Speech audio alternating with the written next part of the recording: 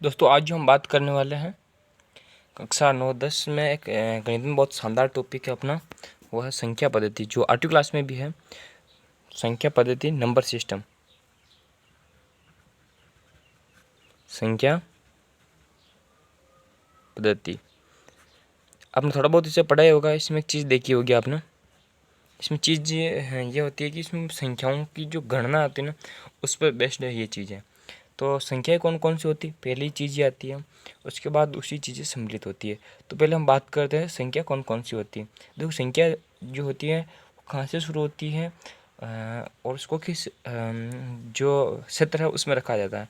सबसे पहले जो ये हम जानते होंगे, ये जो होती है ना, ये क्या एक संख्या रेखा है ना। तो ये जो संख्या रेखा है, यहाँ पर हम संख्या लिख देते हैं 1 2 3 4 5 6 7 8 9 10, इधर भी लिख देते हैं, बीच में 0 लिख देते हैं, ठीक है। तो संख्या देखो 4-5 तरह की होती है, उस चीज़ों को समझना पूरा टॉपिक है। प्रश्नावली पहली जो आपकी है संख्या पद्धति, उसमें एक चीज़ आती है प्राकृत संख्या। देखो, संख्या को कितने भागों में बांटा वो चीज़ समझो। प्राकृत संख्या, फिर आती है पूर्ण संख्या,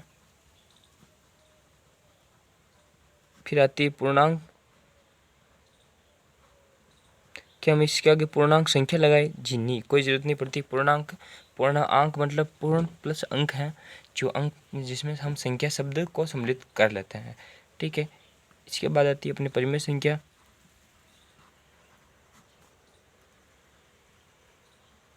फिर अपनी अपरिमेय संख्या, और फिर वास्तविक संख्या जो हम जानते ही हैं, ठीक है। सभी कौन सी संख्या है? ये सभी वास्तविक संख्या है, ठीक है। अब देखो, जो प्राकृत संख्या है वो क्या चीज़ होती है? देखो, प्राकृत संख्या शुरू होती है 0 से नहीं होती, किससे शुरू होती है? 1 से होती है। 1 2 3 4 5 6 7 8, ठीक है। फिर देखो पूर्ण संख्या, जो पूर्ण जो संख्या है वो शुरू होती है 0 से। इससे पीछे हटो, 1 है, 1 से पीछे हटे 0, 1 2 3, ठीक है। याद नहीं रहे तो ये जो 0 है ना, यहाँ पे भी ये देखो पूर्ण में ये जो है इसको 0 समझ लेना। और पूर्ण संख्या कहाँ से शुरू होती है? 0 से। फिर आता पूर्णांक। पूर्णांक कहाँ से शुरू होता है? पूर्णांक दोस्तों शुरू तो और ना ही इसका अंत कुछ नहीं है। ये माइनस में भी होती है और प्लस में भी होती है। उसके साथ में क्या होता है? उसके साथ में 0 भी सम्मिलित होता है। अनंत तक चलेगी, ये भी अनंत तक चलेगी, ये भी अनंत तक चलेगी, ठीक है। अब देखो परिमेय संख्या।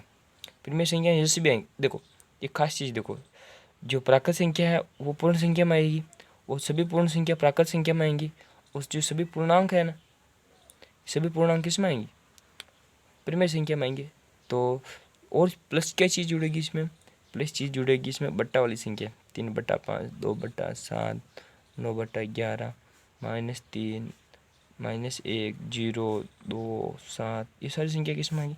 परिमेय संख्या। परिमेय संख्या ये कंडीशन होती है, क्या कंडीशन होती है? इसे P/Q के रूप में लिखा जा सके। कौन सी संख्या? कोई भी संख्या जिसे P/Q के रूप में व्यक्त किया जा सके, लिखा जा सके, वो कौन सी होती है? वो होती है दोस्तों परिमेय संख्या। अब बात करते हैं हम अपरिमेय संख्या की। दोस्तों अपरिमेय संख्या कौन सी होती है? तो अपरिमेय संख्या के बारे में शानदार चीज़ याद रखना, अपरिमेय संख्या वो संख्या होती है जिसे हम P/Q के रूप में नहीं लिख सकते हैं।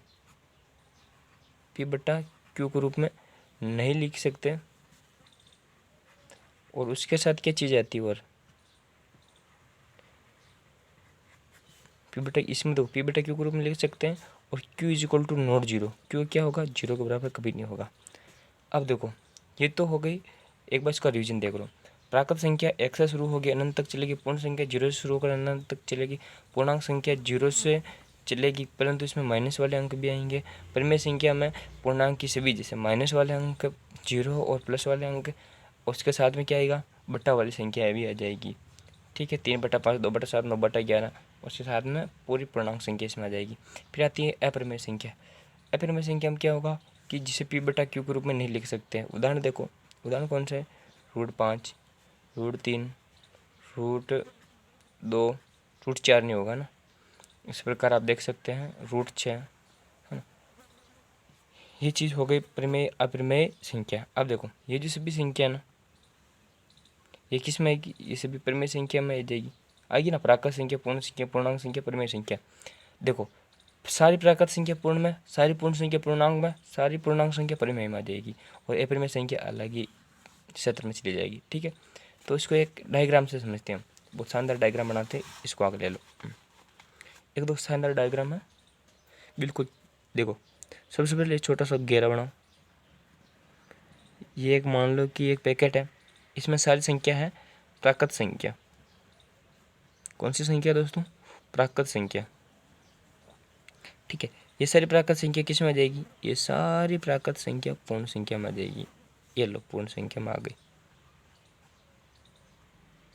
ये जो सारी पूर्ण संख्या है, सारी पूर्ण संख्या किस में आ जाएगी, सारी पूर्ण संख्या बताओ जल्दी से, पूर्णांक में आएगी कि नहीं आएगी, सारी संख्याएं पूर्णांक में आ गई। ठीक है, अब देखो जो सारी पूर्णांक है ना, ये किस में आएंगे, ये सारे अंक अपने आ जाएंगे परिमेय संख्या, अपरिमेय नहीं सॉरी, परिमेय संख्या, परिमेय संख्या में ये सभी आ जाएंगे। ठीक है, चलो यहाँ तक की बात हो गई।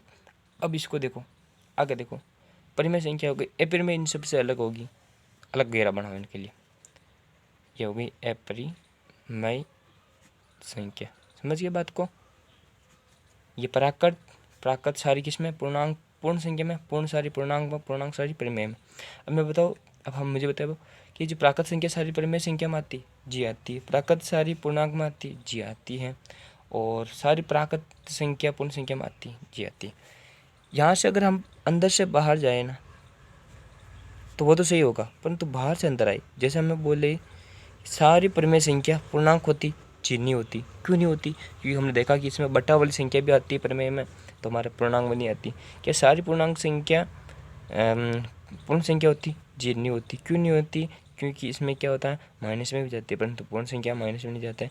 क्या सारी पूर्ण संख्या प्राकृत संख्या होती, नहीं होती, क्योंकि जीरो नहीं सम्मिलित होता।